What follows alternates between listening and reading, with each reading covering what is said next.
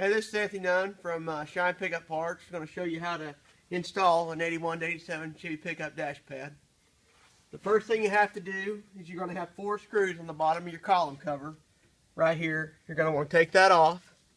That screws at the bottom. And then the next thing you're going to want to do is take the screws across the top and down the side of your bezel.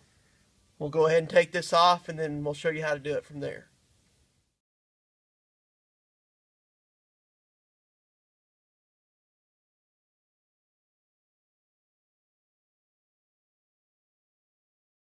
You can go ahead and just kind of be real gentle around the headlight knob.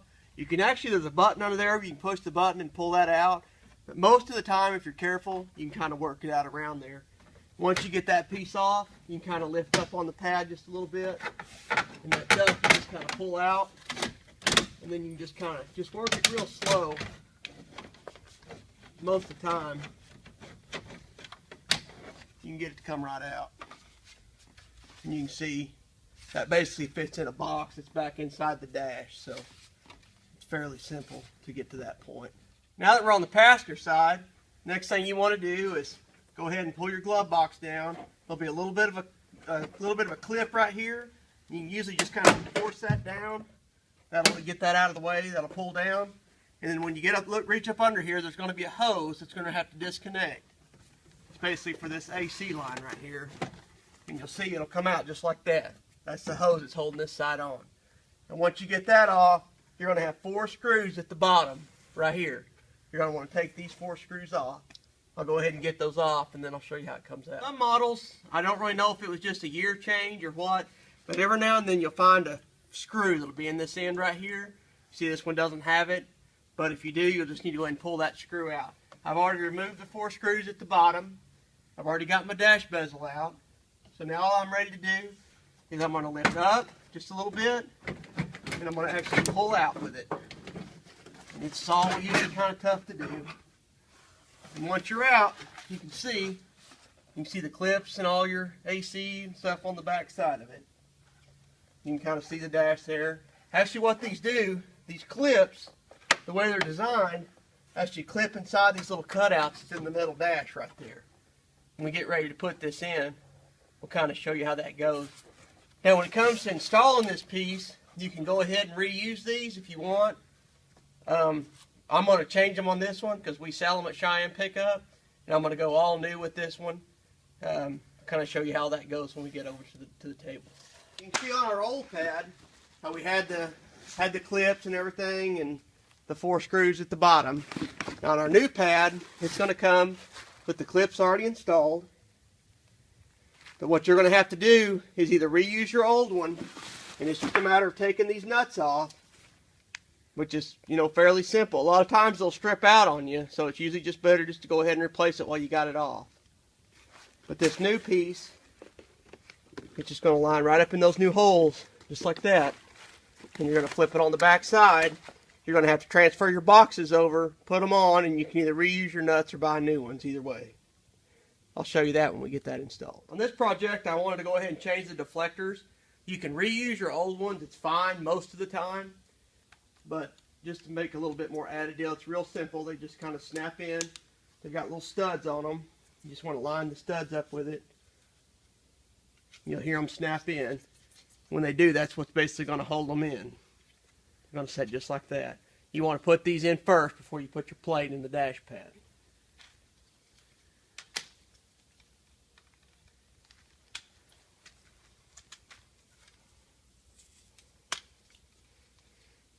You can hear how it snapped in. Now, you want to go ahead and put your emblem on first also before you put it on the pad. And you see we've got a new one of those here too, also available from Cheyenne Pickup.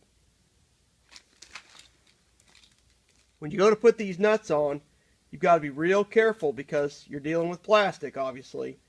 But you don't want to over tighten them, because once you do, you just snug them is good enough. Because if you ever go more than that, you'll strip them, and that's it. You're done. It's a new piece after that. Okay, as you can see, we've got the one that got the tube on the end of it on the passenger side. We've got this piece on the middle part. You can turn this over now. You can see we've now got the piece on. Last thing to do with your old pad is these defrost outlets. They just pop out, just like that. Just held in there with clips. Just be careful because you're dealing with old stuff unless you replace them. So this is going to sit right back in here, just like so. And it's just going to pop in. That's all that holds it in, just like that. Now you can see we've got our defrost outlets in. We've got our brush panel in.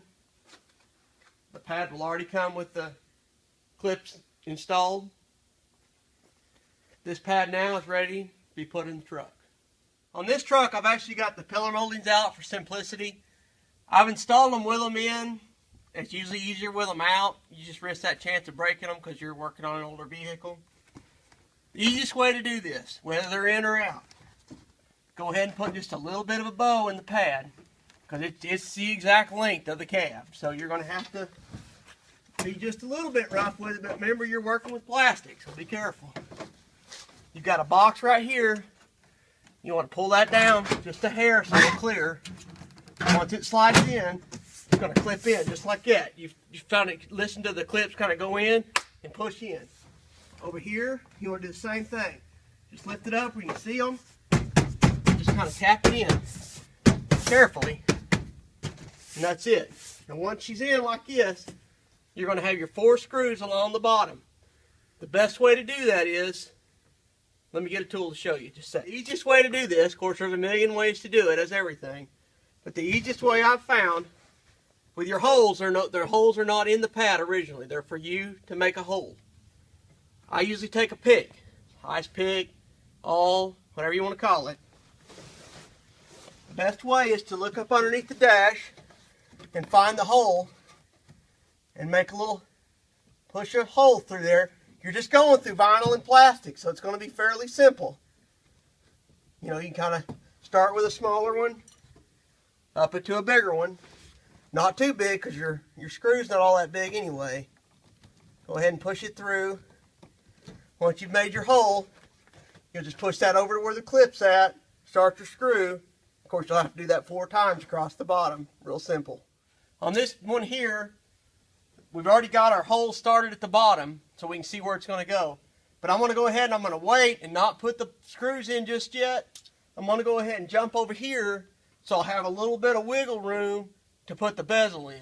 That way if I need to shimmy this just a little bit one way or the other to make the corners fit better, I'll have that, I'm able to do that. So you go ahead and put your screws in if you want, but on mine I'm going to go ahead and fit the bezel. One thing I don't know if I mentioned before or not, I'll go ahead and put the key on the on-run position, pull the gear shift all the way down, get it out of your way.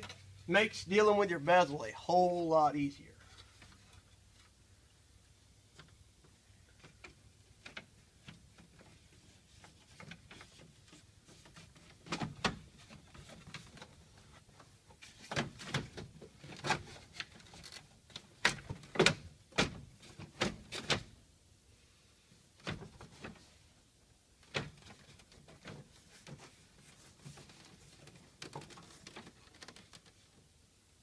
Now you've got the bezel in. The best thing to do is you're just going to have to kind of work these corners. Kind of shim the pad one way or the other. It's going to fit real tight in this corner. That's just how they do. The original ones did it too. You're just going to have to kind of play with the bezel, shake it around a little bit, move it this way, move it that way, whatever it takes to get the best fit you can in the bezel. That's just how they are. Do on the bezel, since you're going to be married to the bottom ones because obviously they're in the steel and they're non-adjustable, I usually go ahead and start this screw and the screw on the bottom of your bezel. And that way you can kind of work the top however you need to fit the top. As you can see, I've kind of worked it here and I've started my screw. Now, originally they had a clip that kind of clipped up in there. I've never really found that to be very good on the reproduction pads. So a lot of times I'll use a screw that's kind of like that. Some people may call it like a sheetrock screw or whatever. These come in a million different heads, colors, and everything else. But basically, I'll start with a screw like that. And in my upper 2 corners on my bezel, I'll go ahead and use one in this corner And I'll usually go ahead and use one in this corner because these are real good about biting into the plastic and making their own hole. And once they get good and tight, they've got a real good bite. This screw here, just kind of angle it a little bit that way. I found it to be easier with a power drill.